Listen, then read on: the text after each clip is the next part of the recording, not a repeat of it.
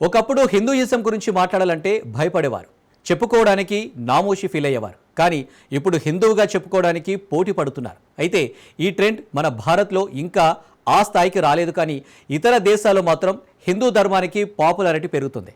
Top level పాలకుల నుంచి సామాన్యుల వరకు పెద్ద సంఖ్యలో హిందూ ధర్మాన్ని ఆలింగనం చేసుకుంటున్నారు. ప్రపంచంలోనే అతి ఎక్కువ మంది ముస్లింలు ఉన్న ఇండోనేషియా, అలాగే అమెరికా, ఇస్లామిక్ దేశాలైన పాకిస్తాన్, ఇరాన్, సుడాన్ లాంటి దేశాలలో కూడా ఇప్పుడు ఆ ధోరణి కనిపిస్తుంది. భారతీయ సనాతన ధర్మంలో అంతులేని ఆనందం ఉందని, సాదాసీదాగా బతుకుతూ అత్యున్నతమైన జీవిత విలువలను పాటించే అవకాశం ఉన్నది ఒక్క హిందూ ధర్మంలోనే అంటున్నారు. అక్కడ మతం మార్చుకున్న పలువురు, మరి వారిని మతం మార్చుకునేలా ప్రేరేపిస్తున్న కారణాలేంటి?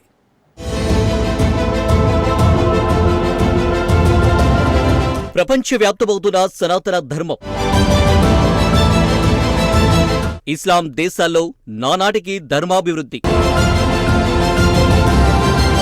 ఇటీవల కాలంలో బాగా చదువుకున్న ఇస్లామిక్ యువత తాము నమ్మిన మతం యొక్క మూల సిద్ధాంతాలను పరిశీలిస్తూ తిరిగి ప్రశ్నించడం ప్రారంభించింది. తమ విశ్వాసంలోని ప్రాథమిక అంశాలను ప్రశ్నిస్తుంది. ఇది కేవలం అమెరికాలోనో పాశ్చాత్య దేశాల్లోనో చోటు చేసుకుంటున్న పరిణామం కాదు. మత విషయంలో కఠినమైన నియమ నిబంధనలు కలిగి ఉన్న సాంప్రదాయక ఇస్లామిక్ దేశాలైన పాకిస్తాన్, ఇరాన్, సుడాన్ లాంటి దేశాలలో కూడా ఇప్పుడు ఈ ధోరణి కనిపిస్తుంది. సౌదీ అరేబియాతో పాటు వివిధ దేశాల్లో ముస్లిం యువత నాస్తికతవాదాన్ని స్వీకరించే సంఖ్య వేగంగా విస్తరిస్తుంది. ఈ మార్పు సామాజిక స్థాయిలో కలిగిస్తున్న ప్రభావాన్ని విశ్లేషించింది. ప్రత్యక్షంగా చూస్తే కొందరే కనిపించిన కొన్ని దేశాల్లో ఈ మార్పు వందల నుంచి వేల సంఖ్యలో కలిగి ఉంది. నాస్తికత అనే పదం ఆధారంగా శోధన చేస్తే 11,000 వరకు సభ్యత్వం ఉన్న 250 గ్రూపులు వివిధ అరబిక్ దేశాలకు చెందినవిగా ఉన్నాయి. నాస్తికవాదాన్ని గౌరవంగా స్వీకరించేవారు లేదా దాని పట్ల ఆసక్తి ఉన్నవారిగా గుర్తించారు. ఈ సంఖ్య ఆన్లైన్లో ప్రభావం చూపడానికి కట్టుబడి ఉన్న అరబ్ నాస్తికవాదం వైపు ఆసక్తి చూపుతుంది.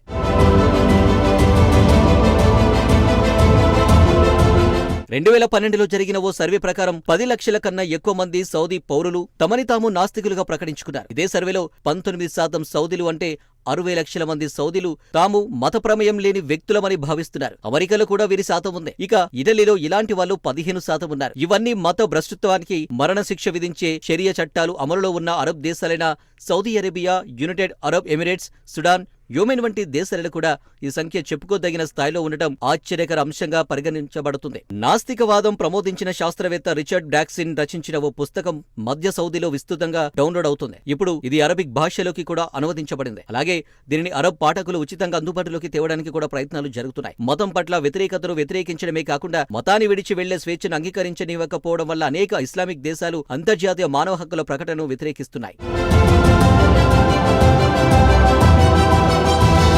మతాన్ని విడిచి వెళ్లిన వారు అజ్ఞాతంలో జీవించడమే కాకుండా తాము బయటపడితే ప్రాణాలకే ముప్పు వాటిల్లుతుందని భయపడుతూ ఉంటారు. పాకిస్తాన్ వంటి దేశాల్లో మత బోధకులు ఎవరికైనా మతంపై విశ్వాసం పట్ల అనాసక్తి కలిగితే వాళ్ల ఇళ్లను తగలబెట్టమంటూ సందేశాలిచ్చేవారు. దీంతో ఇస్లాం నుంచి శాశ్వతంగా బయటకు వెళ్లిన వాళ్లు తమ తమ కుటుంబ సభ్యుల ప్రాణాలకు హాని ఉందనే నిరంతర భయంతో జీవిస్తుంటారు. ఎక్స్ ముస్లింలు అనే పేరుతో వీళ్లు రహస్యంగా ఆన్లైన్లో చాటింగ్ చేసుకుంటారు. 2015లో బ్రిటన్లో జరిగిన ప్రచారంలో చాలా మంది ఎక్స్ ముస్లింలు తాము తమ మత విశ్వాసాలను ఎందుకు వదులుకున్నారో తెలిపారు. వారు చెప్పిన దాంట్లో ముఖ్యమైనది మతంలో ఉన్న అసహనం, స్త్రీలు, పిల్లల పట్ల వివక్ష చూపించడం, స్వేచ్ఛగా ఆలోచించే హక్కు లేకపోవడం, 700 ఏళ్ల నాటి మత గ్రంథాన్ని మార్పు చేసే అవకాశం లేకపోవడం అంటూ వారి బాధను వెళ్లబుచ్చారు. అలాగే తూర్పు ఆఫ్రికాలోని ముస్లింలు ప్రార్థన చేయడాన్ని, ఉపవాసాలు ఉండటాన్ని వ్యతిరేకిస్తున్నారు. వాళ్లు వారి మతాన్ని బహిరంగంగానే విమర్శిస్తున్నారు. ఇస్లాంని వదిలిపెట్టి నాస్తికవాదాన్ని కొత్త గుర్తింపుగా పొందామనే ఆలోచనలో ఉన్నారు. ఇస్లాం రోజురోజుకి బలపడుతుందని మనం వింటున్నాం. ప్రతిరోజు ఈ మతం కొత్త వారిని ఆకర్షిస్తుంది అని ప్రపంచవ్యాప్తంగా 160 కోట్ల మంది ఈ మతాన్ని విశ్వసిస్తున్నారని, ప్రపంచంలో అత్యంత వేగంగా విస్తరిస్తున్న మతమని జరిగే ప్రచారాన్ని మనం వింటూ ఉంటాం. అయితే ఈ మతంలో ఉన్న తీవ్రమైన విషయాలను జీర్ణించుకోలేక ఆధునిక తరానికి చెందిన అనేక మంది యువతీ యువకులు ఈ మత విశ్వాసానికి దూరంగా జరుగుతున్నారు. అమెరికాలో ముస్లింల సంఖ్య దాదాపుగా 50% పెరగగా దానిని వదిలేసిన వాళ్ల సంఖ్య కూడా అంతే ఉంది. అమెరికాలో ముస్లింలుగా పెరిగిన వాళ్లలో 23% యువత ఇప్పుడు దానికి దూరంగా జరిగారని సర్వేలు చెబుతున్నాయి. అమెరికాకి వలస వచ్చిన వారిలో 2వ తరం వారితో పాటు పాత తరం ముస్లింలు కూడా ఇదే బాట పడుతున్నారు. మహమ్మద్ ప్రవక్త ప్రవచించిన ఖురాన్లోని కొన్ని అంశాలకి స్పందనగా ఇలా జరుగుతుంది. అందులో చెప్పిన బానిసత్వం, లింగ వివక్షలకు కుటుంబ సభ్యులు గాని, ఇమాముల గాని సంతృప్తికరమైన వివరణ ఇవ్వలేకపోతున్నారు. మరోవైపు ఇండోనేషియాలో ఇస్లాం అత్యంత బలమైన మతం అయినప్పటికీ అక్కడ హిందువుల మీద, హిందూ ఆచారాల మీద ద్వేషం లేకపోవడమే ఇండియాలో ఆశ్చర్యకరంగా మారుతుంది. ఇండోనేషియాకు బలమైన ఆదాయ వనరు టూరిజమే. ఈ టూరిజం అనేది అక్కడ ఆలయాలు, గోపురాలు, హిందూ సాంస్కృతిక ఆనవాళ్ల మీదుగానే వర్ధిల్లుతుంది. ఇండోనేషియాకు తిండి పెడుతున్న హిందుత్వం మూలాలను వారు ఎందుకు కోల్పోతారు? అందుకే వారు హిందుత్వంలోకి ఈజీగా వచ్చేస్తున్నారంటారు విశ్లేషకులు. ఇండోనేషియాలో ఎక్కడ చూసినా హిందుత్వంలోకి ఇలాంటి మత మార్పులు జోరుగా జరుగుతున్నాయి. పెద్దవారు మాత్రమే కాదు, యూత్ కూడా పెద్ద ఎత్తున హిందుత్వంలోకి వచ్చేస్తున్నారు. 3 ఏళ్ల క్రితం ఇండోనేషియా మాజీ అధ్యక్షుడైన సుకర్నో కూతురు సుక్మావతి, సుకర్నో పుత్రి ఇస్లాంకు గుడ్ బై చెప్పి హిందుత్వంలోకి ఒదిగిపోయింది. మాజీ రాష్ట్రపతి కూతురు ఇస్లాంను వీడడంతో ఆమె తర్వాత ఈ ప్రక్రియ మరింతగా ఊపందుకుంది అంటున్నారు. శుద్ధి వదాని అనే కార్యక్రమం ద్వారా ఇస్లాం నుంచి హిందుత్వంలోకి చేరిపోతున్నారు. స్త్రీ ద్వేషం, హోమోఫోబియా, రాళ్లతో కొట్టి చంపడం, మత వ్యతిరేకులకి మరణశిక్ష విధించడం అనేవి ఒక పవిత్ర గ్రంథంలో పెట్టినంత మాత్రాన గౌరవనీయమైపోవు. ఇందుకే ముస్లిం యువత మతపరమైన అంశాలను పరిగణించి హిందూయిజంలోకి రావాలనుకుంటుంది.